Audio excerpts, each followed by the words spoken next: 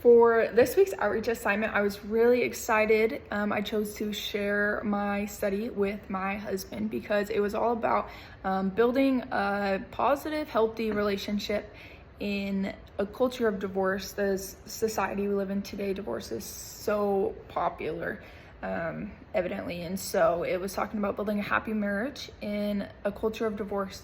And it talks about 7 enduring tasks of marriage, which was probably my biggest takeaway from this article and why I loved it so much. I was recently married a month ago, and so that is why I chose to share this with my husband, because I learned so much from it, and I wanted to share what I learned with him so that we could build our relationship on a positive and a reliable foundation.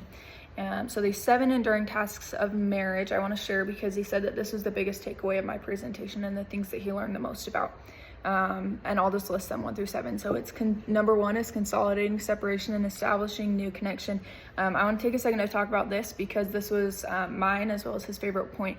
This talks about how it can be really hard to leave the past behind, and this goes along with the transitional distress theory, which occurs in big life changes, such as like moving out, starting college, maybe a new job, getting married in our case, having kids, all these big life changes. And what they can do is they can trigger change that causes anxiety, discomfort, stress in people's lives. And these times often occur, when these times occur, there's often uncertainty that follows, fear of the unknown, and a sense of loss related to what's being left behind. So in our case, we got married, we're leaving behind our families in a sense, even though we're really not. We're in the same town, we see them all the time, but we're leaving behind to start new.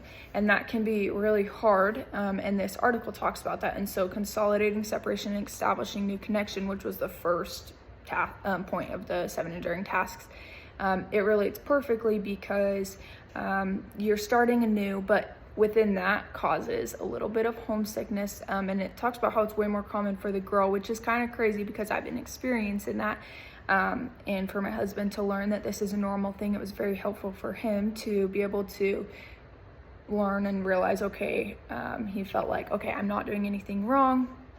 It's very normal. And he said that that was the biggest takeaway, and it almost brought him like a sense of peace, knowing that, okay, like this is normal. It's not like he's doing anything wrong or I'm doing anything wrong. And so I was really glad that I chose him to share this article with. The other 7 enduring tasks, the second one is building the marital identity, togetherness versus autonomy. So building your foundation together, your identity together. The third one is establishing the sexual life of the couples. Number 4, establishing the marriage as a zone of safety. Number 5, expanding the marital relationship, continuing to put your relationship first, even as you add on kids or friends, or start new things such as like college or a new job, but continuing to prioritize your marriage is so important.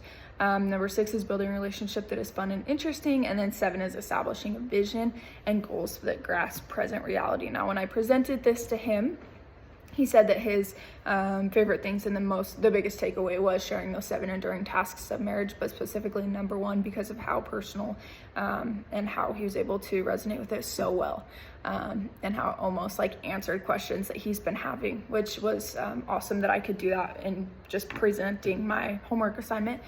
Something that he said I could work on is, he's like, I could tell you were passionate about sharing it, you learned a lot, and he said I could tell that like the knowledge actually sunk in. He said, but because of that, it was a little bit sporadic. He's like, you were kind of throwing facts around and opinions and then stories, and he's like, it was just a little bit sporadic because I could tell that you were so knowledgeable on it that you wanted to share almost everything. He said consolidating it into more of a professional presentation would help him follow it a little bit easier, which I agree that sometimes it's a little sporadic, and when I understand it, I want to like share it all.